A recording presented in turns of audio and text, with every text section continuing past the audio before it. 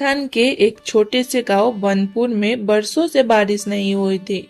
धरती फटी पड़ी थी, कुएं सूख चुके थे और लोग रोज रोज पानी के लिए झगड़ते रहते थे। खेतों में फसल नहीं होती, जानवर मरने लगे थे। उसी गांव में रघु नाम का गरीब किसान रहता था।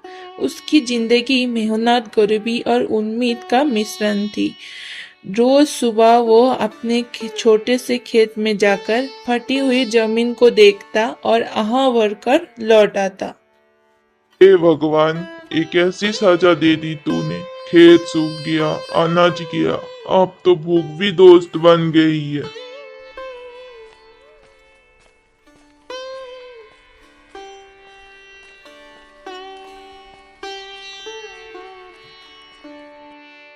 रघु, फिर पानी नहीं मिला कुएं से। 3 दिन से मटका खाली आ रहा है।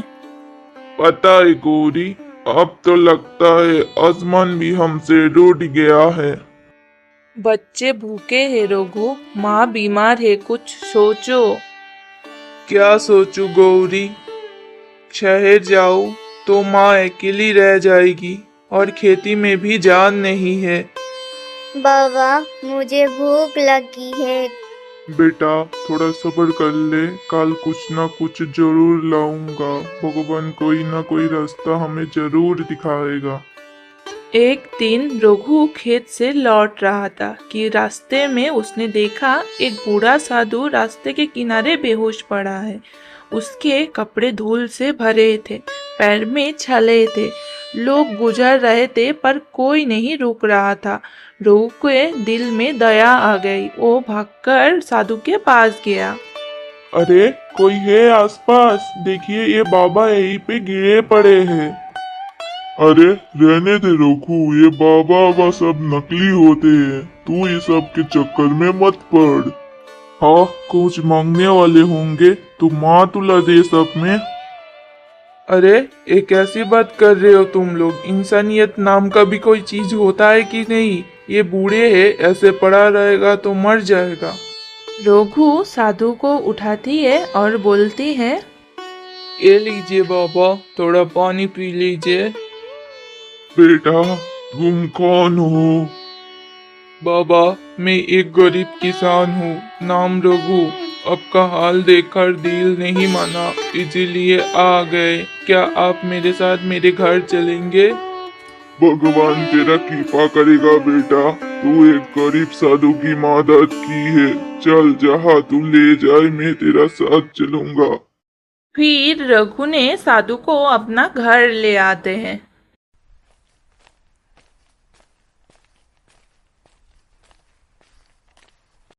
बाबा, आप यहीं पे बैठिए, मैं अभी आपके लिए खाना लेकर आता हूँ।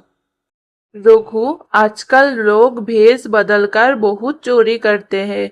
तुम जरा इन बाबा पर ध्यान रखना। गौरी, जिसने सारा जीवन भिक्षा मांगी हो वो क्या चोरी करेगा? सेवा का मौका मिला है, करने दे। बाबा, ये लीजिए, थोड़ा सा खाना खा लीजिए। बेटा, तूने मेरी बहुत सेवा की, मैं तुझसे बहुत खुश हूँ। इसी बात पे मैं तुझे कुछ देना चाहती हूँ। ये ले बेटा, ये बीजों को तुम अपने खेतों के बीचों बीच काल बो देना। मगर बाबा, ये कैसा बीज है?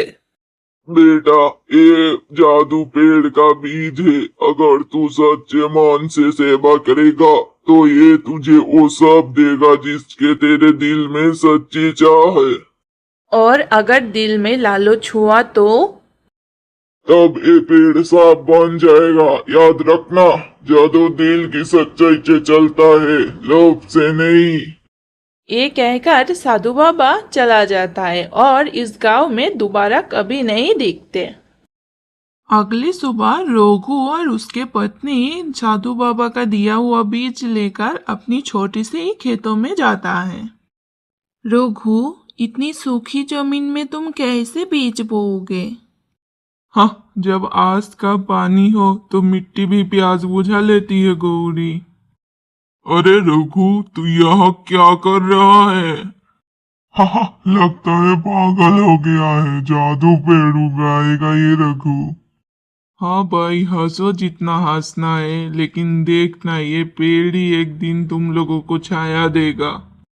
उसके बाद रघु ने वो बीज को मिट्टी में बो देता है और अपनी घर चली जाती है। एक हफ्ता बाद रघु जब खेत गया तो उसने देखा कि वहाँ एक छोटा सा हरा पौधा उगाया है। वो पौधा चमक रहा था जैसे किसी ने उस पर चांदी की परत चढ़ा दी हो।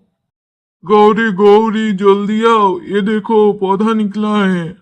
अरे, ये पौधा तो चमक रहा है जैसे किसी ने इस पर चांदी छिड़की हो। बाबा, क्या ये जादू पेड़ है? हाँ बेटा, यही है हमारा भाग्य का पेड़। दिन बीतते गया, पौधा धीरे धीरे बड़ा होने लगा। एक दिन रघु जब खेत गया तो उसने देखा कि पेड़ के नीचे एक सोने का सिक्का गिरा हुआ है। वो हैरान रह गया। उसने सिक्का को उठाया और आसमान की तरफ देखा। हे भगवान, तूने सच में मेरी बात सुन ही ली। बहुत बहुत धन्यवाद तुझे।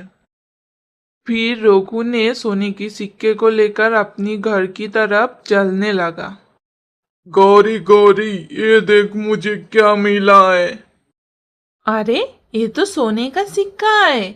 अब माँ की दवा, बच्चे का दूध सब मिल जाएगा रघु।